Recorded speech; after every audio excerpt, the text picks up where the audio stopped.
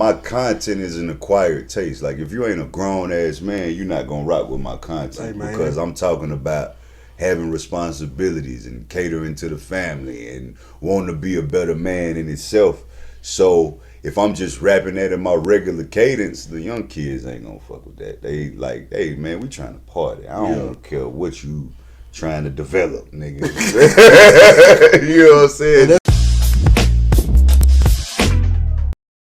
Back like I never left. Same old mission, but a new two-step. Still hitting hard like I flew through reps. Connected, but no why. I got Bluetooth rep. I've been making plays they ain't used to. Step in the pain on boys, getting bodies like Will. Cold from the 3, but for free now it's money for buckets, no bricks. But look what I built. BDEMG is the rebranding of my record label, Black Dollar Entertainment, man. So when I first stepped off the porch, I created a record label, Black Dollar Entertainment, to house basically artist development and myself as an artist, as well as a few other artists that I was working with at the time, which initially was 𝙎𝙊𝘾𝙄𝘼, 𝙎𝙄𝘾𝙄𝘍, and 𝙎𝙬𝑗ody. Yeah.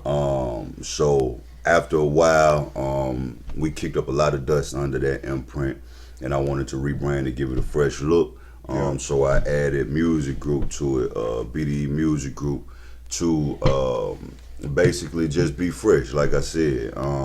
And then I imported a lot of younger talent, artists that I was getting acclimated to, Young Jules, Dre Dice, Vitamin C, Crystal Gem. They were added to the fold to be able to continue what Black Dollar Entertainment has represented so far.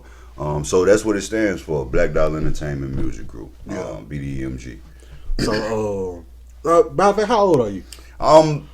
You had to think about it. You know, at least 30. Look, yeah. I'm 32, bro. I'll be 33 at the end of this month. On April 30th, April 30th. That'll be 33 for me, man. Oh yeah, that what's up, man. Yeah. I'm in the 30s too, man. Yeah. I'll be 31 this year. Oh, hey, life gets sweeter, man. You start doing more stuff because you've already surpassed the fear of turning 30, man. I don't know why people fear turning 30, but I love it. I love it. I'm doing so much after, you know what I'm saying, because I think my playful years was the 20s, so now I'm actually focused on making a difference and an impact with my life, and that just make it a lot more fun, bro. I feel that. Straight up. Question. So like, when did you start like the music? Like, around what age? What?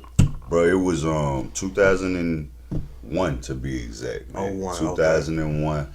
Okay. So you probably was 13, 14? Yeah. Okay. Me and my partner 𝙎𝙀𝘾𝙀𝙀, we still boys to this day, man. He actually helping me with some of the merch ideas that we coming out with.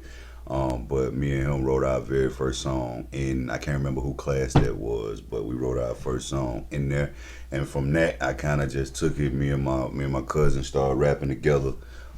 We came up with the group that I initially became known to the music scene under Them Boys, and we stepped out the porch. I think that was like 08, 09. Okay. You know what I'm saying? So I had a lot of learning time, you know what I'm saying, from 01 to 09, and then we came out and started doing music, doing open mics and different shows. Yeah. I definitely feel it. Yep. So this is something I like to ask people, man.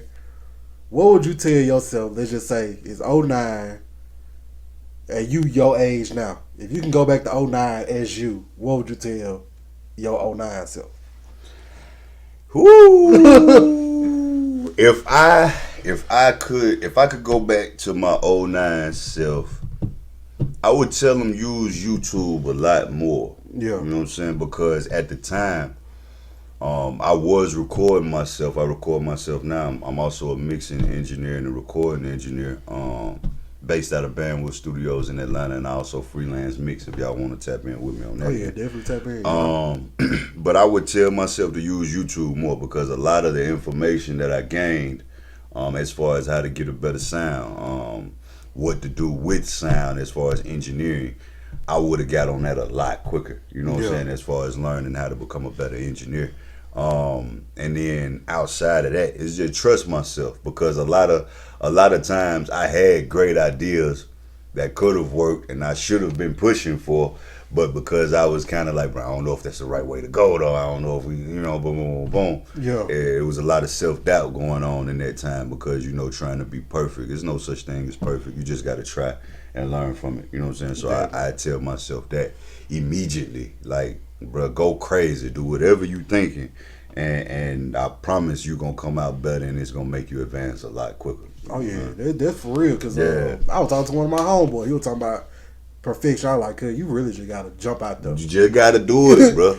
Once you jump out there, that's where you learn. You ain't messing up, you learning. Exactly. You look at it like that, you gonna exactly, and that's why I put out as much. Like last year, I spent a lot of time putting out a lot of music. In 2020, I dropped a single every month, and then put it together at the end of the year as a 2020 collection, in which you can get that now on iTunes. But it's just testing marketing strategies, testing the sound, testing what the threshold is on iTunes and Spotify, where they change the sound of the music. You know what I'm saying? As far as the loudness is concerned. Just kind of being experimental, so that way you know what you're dealing with. And I definitely can tell because, like, when I listened to, I guess, the project you dropped last year, I listened to it to its entirety. I could tell from your past music to now, like, the different cadence changes and like, you know, like, you ain't going away from yourself, but you adjusting yourself to whatever cadence that's, you know, somewhat popping right now. Exactly. You know what I'm saying? And that's like that was something that I had to get over too. You know what I'm saying? Like feeling like you're following trends by using popular cadences. I'm like, nah, it's just catering to your listeners. Like, you know what I'm saying? People like to hear that. Like, people like to hear it. You could be saying nothing, but if the cadence popping, they gonna listen to it. You know what I'm saying? So and you know what I'm saying? I don't necessarily.